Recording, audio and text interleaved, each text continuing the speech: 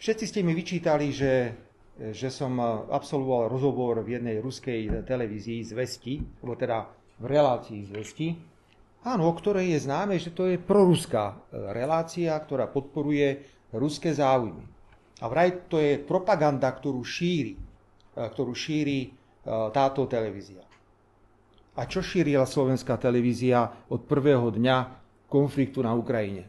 Čo šíri verejnoprávne médiá v Českej republike, v západnej Európe? Tupú, hlúpu propagandu. Všetci robíme všetko preto, aby infraštruktúra, pokiaľ ide o plyn, na Ukrajine nebola ohrozená a všetci máme záujem na zachovaní trás, pokiaľ ide o východ, západ.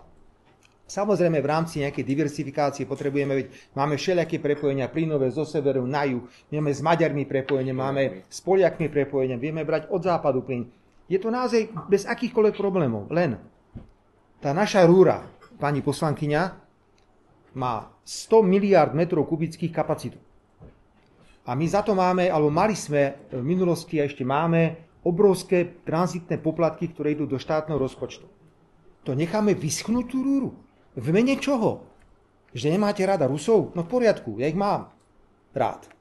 Ja si nemyslím, že je správne ísť do polohy, že necháme vyschnúť teraz rúru, len preto, lebo vám sa Rusi nepáčia. Keď sme teraz riešili tú nešťastnú ropu, viete, že nakoniec máme výnimku na tú ropu, hoci po 6 mesiacoch asi definitívne tá výnimka skončí, ak sa dovtedy nevyriešia otázky vojny. Tak mi bolo ponúkané, že čo ty stále máš s tou ruskou ropou? Však kúp, tam sú tankery, v Jadrane kúp tú ropu z tankerov. A niekto ide tou južnou vetvou smerom cez Maďarsko k nám. Hovorím, fajn, a čo je to za ropu? Už je ruská. Hovorím, výborne. A koľkokrát sú vyššie tranzitné poplatky? 5 krát. A čo som náhle upadnutý? Tak ja budem ruskú ropu kúpovať z tankerov a za 5 krát vyššie tranzitné poplatky len preto, lebo niekomu sa na Slovensku nepáči Rusko. Poďme sa baviť čo sa deje v Európe. My sa tu dusíme vo vlastnej šťave, že či jeden poslanec príde alebo nepríde do roboty, alebo či sa dobre vyspí alebo nevyspí. A v Nemecku nám padla vláda. A tvárime sa ako, že nič. Že v pohode. Vo Francúzsku koľká vláda? 4., 5., 5. predseda vlády?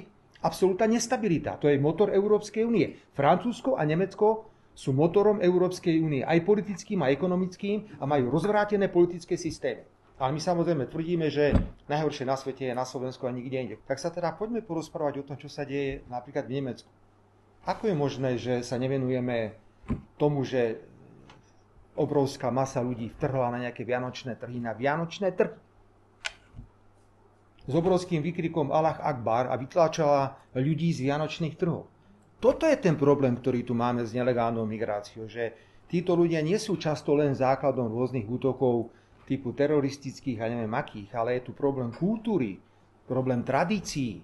To čo je, že príde masa ľudí a vyženie kresťanov z vianočných trhov, sme sa všetci už zbláznili a my budeme hovoriť, že to je v poriadku, to tak má byť, lebo my sme taká krásna liberálna Európa. Ak tvoria Európsku úniu suverénne členské štáty.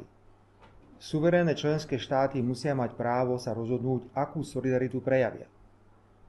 To, čo je v pakte, to je povinná solidarita, s ktorou ja nesem nič mať spoločné. Čo to je za solidaritu?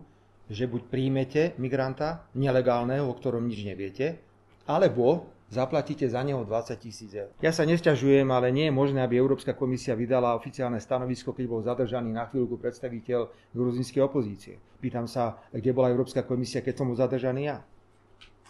A to je členský štát Európskej únie. Bolo to také isté zadržanie.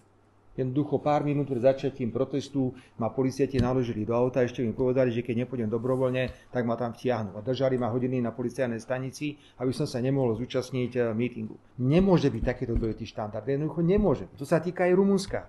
To ste kde videli, že vyhrá kandidát v prvom kole prezidentskej voľby, no tak sa to zruší cez ústavný súd, lebo nevyhral správny kandidát.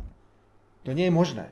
Keď takto budeme postupovať, tak to zničí Európsku úniu ako tak.